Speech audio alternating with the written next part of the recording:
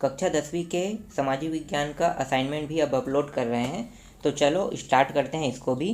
पहला प्रश्न है इसमें, अगर हम जंगलों की लकड़ियों का उपयोग करना चाहते हैं तो उनके नवीनीकरण चक्र से कैसे मेल बिठाएंगे। ठीक है, तो इस प्रश्न का आंसर भी आप लोग देख लो। तो इस प्रश्न का आंसर है, मैं पढ़ के बता देता हूँ। जंगलों से काटकर लाई गई लकड़ी प्राकृतिक संसाधन है। इनका उपयोग नवीनीकरण चक्र में इस प्रकार किया जाता है।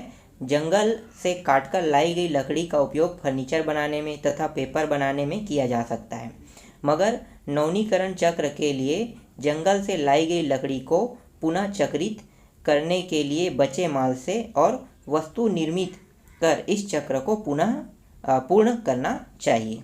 ठीक है, ये पहला प्रश्न का आंसर है। चलो आगे देखते हैं दूसरा प्रश्न को। दूसरा प्रश्न है, औद्योगिक समाज का प्राकृतिक संपदा के प्रति क्या सोच है? क्या वे भी संपदा का उपयोग आदिवासी समाज की तरह करते हैं? तो इसका भी आंसर देख लेते हैं। तो इसका आंसर है, यहाँ पे देखो, यहाँ पे इसका आंसर दिया हुआ है 20वीं सदी के मध्य तक औद्योगिक अर्थशास्त्री व वैज्ञानिक यही मानते रहे कि प्राकृतिक संसाधन असीम है, उनका जितना दोहन करो उतना ही अच्छा है, क्योंकि इससे समाज की उत्पादक क्षमता बढ़ेगी। समस्या केवल यह थी कि उनका पृथ्वी पर वितरण समान नहीं है, कहीं प्रचुर मात्रा में है तो कहीं बिल्कुल नहीं है, अतः व्यापार द्वारा उन्हें सभी देशों को उपलब्ध कराया जा सकता है। ठीक, तो ये दूसरा प्रश्न का आंसर है। चलो आगे देखते हैं तीसरा प्रश्न को।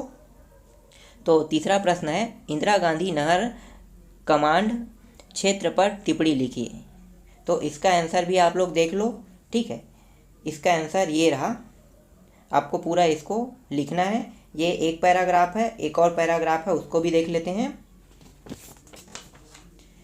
ये वाला दूसरा पैराग्राफ है। ठीक है, तो 2 पैराग्राफ में इसका आंसर मैंने लिखा है, तो आपको पूरा यही आंसर लिखना है।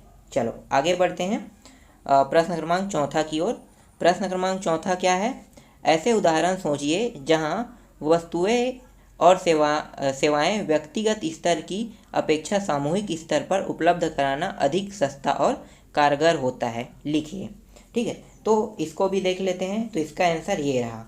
ठीक है, विकास कार्य के बारे में आपको बताना है, तो देखो पहले विकास कार्य के बारे में लिखना है। तो ये पूरा विकास कार्य है, इस पैराग्राफ को लिखना है, तो ये पूरा का पूरा विकास कार्य के बारे में बताएगा। ठीक है, आगे देखते हैं।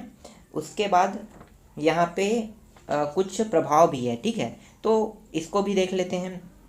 तो आपको पूरा पूरा आपको ये वाला आंसर लिखना है। ठीक है, मैंने यहाँ पे 3 पॉइंट में लिखा है, अगर और बढ़ाना चाहते हैं तो बढ़ा सकते हैं, लेकिन इतना काफ़ी है, बहुत ज़्यादा लिख चुका हूँ, इसलिए मैंने यहाँ पे इसको इतना में ही कंप्लीट कर दिया। ठीक है, चलो लास्ट प्रश्न को आप देख लेते हैं। अंतिम प्रश्न है, महिलाओं का बेहतर शिक्षा के लिए और क्या क्या उपाय करना चाहिए? अपने विचार लिखिए। ठीक है, तो इसका भी आंसर देख लेते हैं। तो यहाँ पे इसका आंसर है, यहाँ पे पहले पैराग्राफ को देखो। ठीक है, ये पहला पैराग्राफ है, और भी आंसर है इसके अलावा। ठीक है, तो ये एक आंसर हो गया एक पैराग्राफ में, और दूसरा पैराग्राफ ये वाला है नीचे में। ठीक है, तो 2 पैराग्राफ में यहाँ पे आंसर लिखा गया, सॉरी थोड़ा सा और भी है। ठीक है, ये दूसरा पैराग्राफ है और ये रहा तीसरा पैराग्राफ। तो ये पूरा आंसर आपको लिखना है। ठीक, तो ये प्रश्न क्रमांक 5 का ये आंसर है।